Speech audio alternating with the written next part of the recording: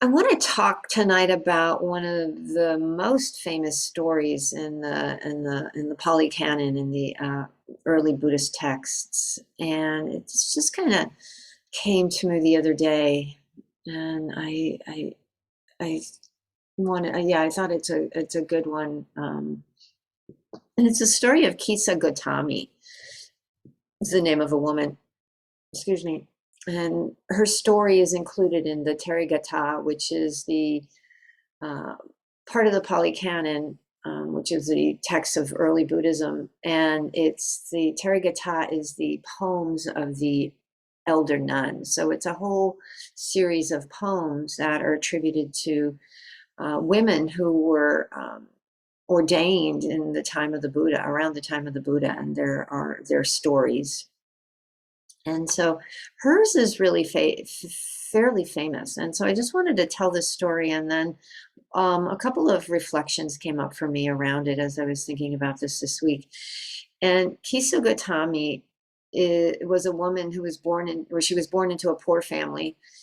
And she was very, very thin. And so they called her Skinny Gotami. And that's what Kisa Gotami means, skinny.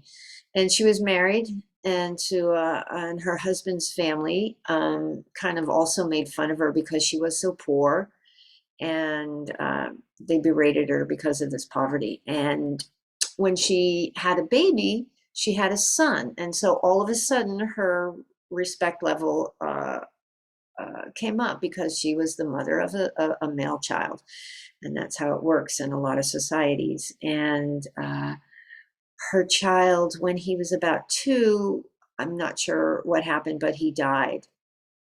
And two things happened to her. She was so struck with grief, A, for the loss of her child, and B, there was this dread of going back to being berated and abused because of her background, her poverty.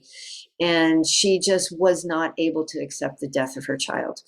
And what she did, she went from house to house carrying her dead child on her hip, asking people to give her medicine to help him recover.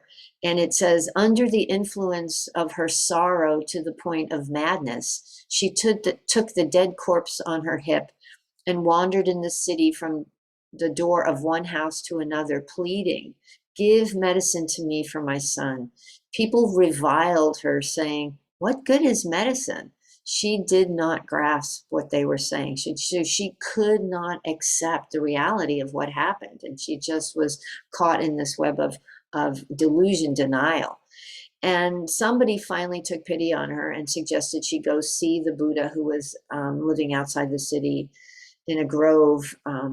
And so she went out to see him, and she asked him, "Will you give me medicine to heal my son?" And he said, "Sure, but what I want you to do is go to the house, go back to town, and go back to the houses and ask someone for a mustard seed, but you have to bring me a mustard seed from the house where no one has died."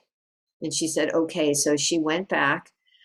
Yeah, he said, "Go into the city, and whatever house has never before experienced any death, take from them a mustard seed." So she went from house to house asking this question: "Do you have a mustard seed? Has anyone died here?" And everyone said, "Who is able to count how many have died here? Obviously, people have died because that's the way it is." She went to several houses, and then she finally had that awakening, that realization that her loss was a universal loss, and it happened to everyone. And at that moment, she was able to finally the reality of the situation, of this universal loss, that this universal experience of death happened to her, and it finally broke through her delusion, her denial, and she took her son to the charnel ground. And then she went back to the Buddha, and she said, "Because I now see that my own sorrow is part of the sorrow of all people, and that the death of our loved ones is part of the pattern of life for everyone. That is the medicine I needed, and that is what you have helped me understand." So that's what she said to the Buddha. And she eventually ordained as a nun and became an arhat, became enlightened. And the story says that she eventually moved beyond grief and into the deathless, which is this place that is free from attachment. It's the place where we have no more clinging, no more craving, no more anything. So what came up for me, one of the points that came up for me when I was thinking about this story is the teaching in Buddhist scriptures that we get to a place beyond attachment, beyond grief, beyond these experiences of the human condition, because we have this deep penetrating wisdom that sees the futility of holding on to things. In fact, when the Buddha was about to die, um, Ananda, his attendant, was like freaking out, like, you can't leave us, you can't leave us. And the Buddha said, haven't I taught you anything? Haven't you learned anything? That things that are subject to impermanence, which is everything, things that, what does he says? Um, it's impossible that to forbid anything that is subject to disintegration, to keep it from disintegrating. It's impossible. And Buddha was a human being, so this was true for him. And another time, Ananda's best friend Sariputta, another monk, passed away, died, and the Buddha again said, "You can get behind this. It's painful. It's like cutting off a branch from a large tree, but recognizing that we only have ourselves and our actions." And so this is where we're heading. However, I don't think any of us, I haven't met anyone who is enlightened to that degree that does not feel this pain, that does not feel the grief of loss. I understand it intellectually, but I'm not there, and I don't know anyone who is. And so what really comes up for me in this teaching, in this story, is how we are often so blinded by our emotions, and often the difficult ones, that will do whatever we can to deny the reality of them. Whatever we can. I mean, Kisa Gotami was so overcome with grief that her denial was so extreme, she thought she could fix it. How many times do we get stuck in the, I can fix this, I can fix this, it's not happening, it's not happening, no, no, no, it's not happening, I can take care of this. It's only when she finally had that awareness, that acceptance that this loss was inevitable and part of the cycle of life, that she was able to let go. And this is the first noble truth. There is loss, there is suffering, there is everything is impermanent. Birth, death, it's going to happen to everyone. It's inescapable. As much as we try and manipulate it, as much as we try and do things, and I saw this article this last week as one of those pop-ups that came when I got onto my browser, and you might be interested in this, and it was about walking 15 minutes a day, how walking 15 minutes a day is healthy. And in the article, it said that if you walk 15 minutes a day, you reduce your chance of mortality by 22%. So I know the medical professionals who, put this together did not think that you're not going to die, obviously, but they still couch it in these terms. And if we're not paying attention, we're going to go, it kind of internalizes, oh, if I walk 15 minutes a day, then I'm not going to get sick. And then when you get sick, it's like, but I walked 15 minutes a day. How can this happen? I've met people later in their lives, in their 70s and 80s, who start becoming ill and go, how can this happen? I was good, I did this, I did this, I did this, because we're in so much denial. We're attached to ourselves, we're attached, whatever it is we're attached to. So I thought I'd throw in there because that was pretty extraordinary. When I read that, I just kind of went, wow. We have developed really high level coping mechanisms for dealing with reality. um, and so even if we're not enlightened, we still can move towards this willingness to let go of denial and let go of delusion. We have to let go of needing everything to be the way we want it to be to think we're okay. And that was kind of some of the instruction of this evening's meditation. Relax, observe, and allow the experience to be what it is. No fixing necessary. Even when it's uncomfortable, can you be with the discomfort? That's how we move towards this acceptance of reality. Not acceptance in a way that we go, oh, this is a shitty situation, I'm just going to let it be. It's not that floor mat kind of thing, but it's just the acknowledgement of the situation of the moment, how the situation is painful. There's a lot of grief, there's a lot of sadness, there's a lot of anger, whatever it is. There's a lot of joy. I always want to throw that in there because people sometimes have a difficulty experiencing the pleasant as well. In this, you know, in this practice, for me, in this practice of living with an undefended heart, we have to be willing to be with each experience. That's a definition of equanimity, the willingness to be intimate with our deepest experience without preference for it to be something else. The thing is that we may not even realize how we do these things, how we distort reality, how we turn away from experiencing the really depth of our pain or our grief or our sadness. When I tell a little bit of what happened to me in my experience, my father died when I was 5, and there was no acknowledgement of it other than he was here one day and he was gone the next day. And so there was um, no there was no talk about it. There was no dealing with it. It was just like, boop, gone. And so it took me 40 years to touch that loss, to begin to be able to touch that loss. I didn't know what it was. And it's in hindsight, only in hindsight do I realize that my life was turned upside down. It was turned upside down, but I didn't know it intellectually. 5-year-olds don't, it's so difficult to comprehend that stuff. Um, and so it took me a really long time of this stuff, denying this stuff that was bubbling up. It took me to addiction. It took me to all kinds of things to not have to feel. I would do anything not to feel. And it was finally when I sat on the cushion and I was taught to be with what's there that I was able to touch that pain. I cried for a really long time, connecting with that grief. I mean, first you're like embarrassed. I'm like, really? At my age?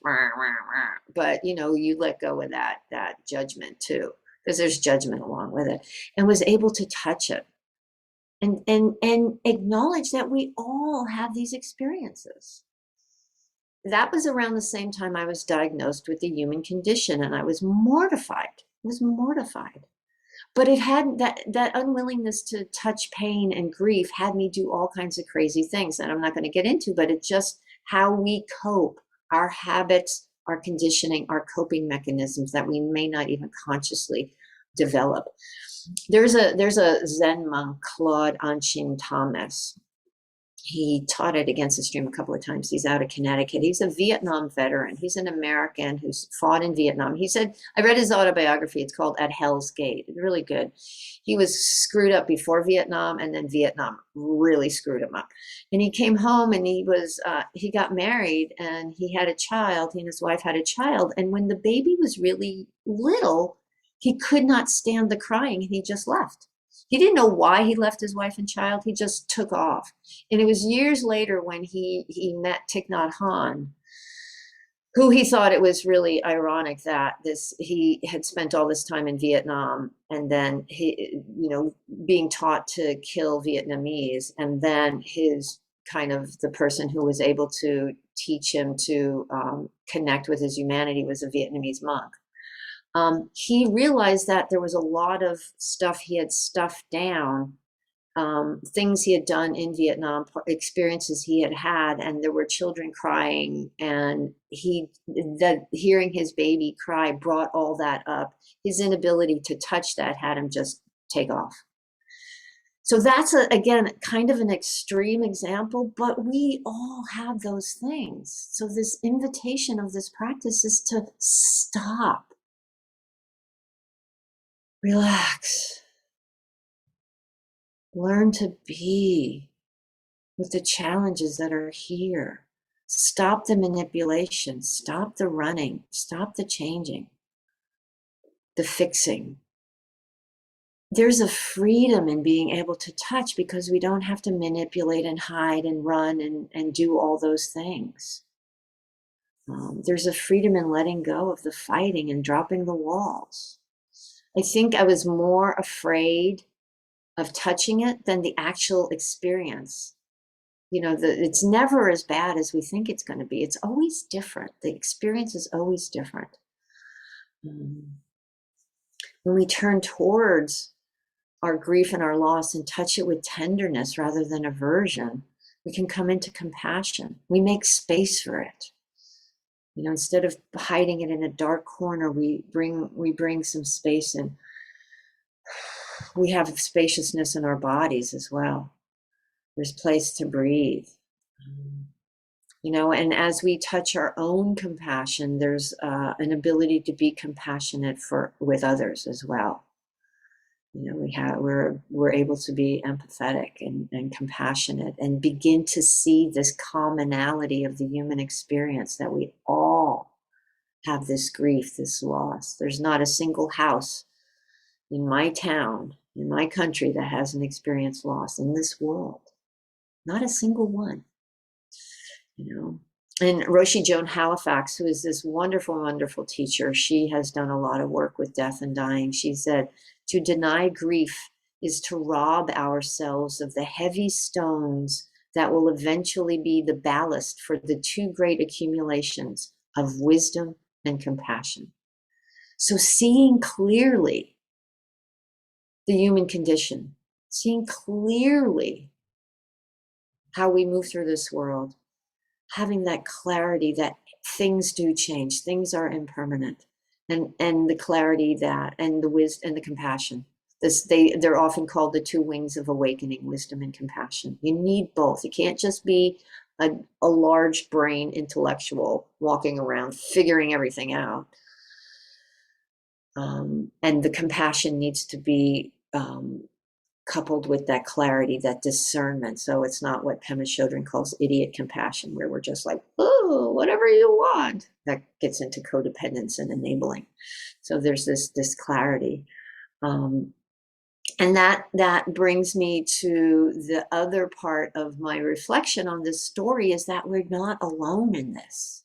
Just as Kisa Gotami saw the universality of her experience, we don't have to do this alone. We get to practice, or we get to be with other people. There's the beauty of the Sangha. There's another story of Kisa Gotami in the Therigatha, and that talks about friendship.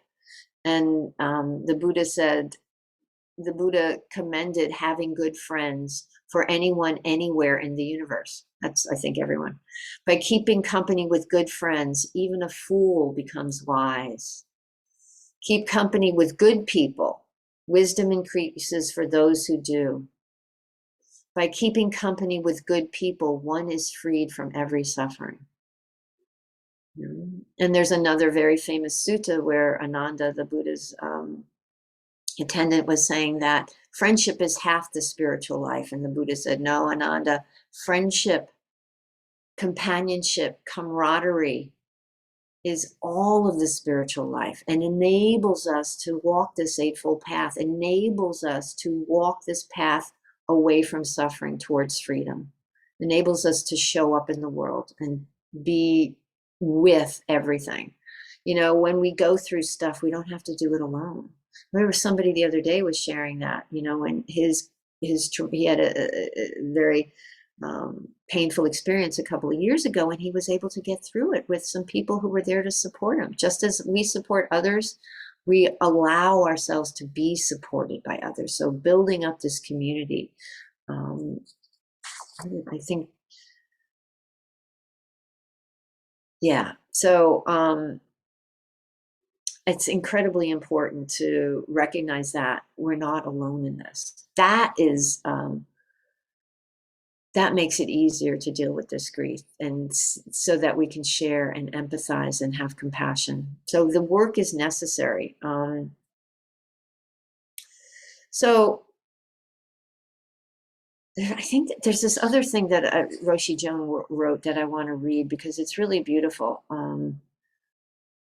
She has a book I have. This is from that book. It's called Being with Dying. And she said, grief can call us into an experience of raw immediacy that is often devastating. Grieving, we can learn that suffering is not transformed by someone telling us how to do it. We have to do the work ourselves. Yet a friend can bear witness and shine light into the darkness of our suffering, and in this way help us to learn to swim in the waters of sorrow. I think that's a really beautiful thing, that we have to do this.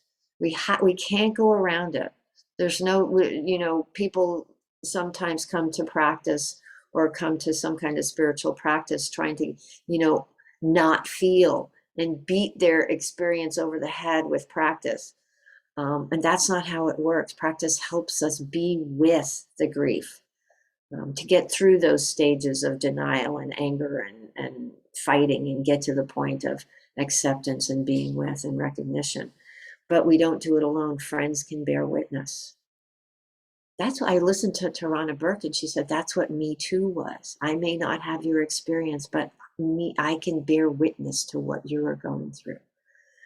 Really important to recognize and to offer generosity and receive generosity. So the important questions are to ask us, how do we go through this? Where are we? What gets in the way? I always ask that question. If we struggle, or if there's a difficulty moving through this or moving towards it, what is it that gets in the way? That's always helpful. Not that we're bad people or we're incapable, but there's usually something that gets in the way. What stories are there? We get to learn to recognize our stories. What old beliefs do we have that keep us trapped in these stories? Mine was dismissive. I'm good. I got this. Yeah, that happened. I got it. Doesn't impact me. I'm good. The denial of my humanity. That was my story. The fear of needing help, the fear of feeling. I don't want to feel. It's too messy. What can I do not to feel? So recognizing these stories in ourselves, and not that they're bad, but acknowledging that's how we needed to get through what life has put in our way, what our experiences have been. We learned practice sitting, being with, connection with others. Skillful means also is important. Skillful means taking care of ourselves, and not thinking we have to bear down all the time. Sometimes it means taking a break. Sometimes it means doing loving kindness practice for ourselves, compassion practice. Sometimes it just means going for a walk, going to the movies, eating some popcorn and apple pie, whatever. Sometimes, which it's really beginning to develop a relationship with ourselves that we can trust and know, you know what, I can push a little further here. I need to step back a little bit. We need to take some time off from this work because it's really challenging work. And it's not something that we get overnight. This is a practice of a lifetime. I'm still getting to places that are, have been hidden, because I'm not dead yet. So I still got our ways to go. And, in the stories they tell about the Buddha's prior lives, these are a little bit later stories, they say he lived I don't know, eons and eons and eons, even multiple eons. And you know, eons are a long time. So he lived multiple eons, and each of those lifetimes, he was working on different parts of this, working on patience and loving kindness and compassion and wisdom and effort and determination. So that just means it takes a minute or a couple of minutes. We want it now. And so my invitation is to really allow yourself to touch the hard, the difficult, the scary bits, gently, slowly, and with the support of wise friends, people you trust. You don't have to have a whole boatload of them. There can just be a couple who you trust and will walk this path with you, holding your hand. You know, there's that, there's that, there's that poem, The Invitation. Um, I can't remember the, I think her mountain, her name, she's got mountain in her name, the author. But it's about, will you, you know, something about cry in the middle of the night. I don't care who you are. Will you be real? You know, that's kind of the bottom line of it. And that's what this is about. It's about being real. It's about touching our humanity and being open to share our humanity with others and have them share it with us. So that's my thoughts on this this story, and I really appreciate you being here, and thank you so much for your kind attention, and I hope it will be of some benefit.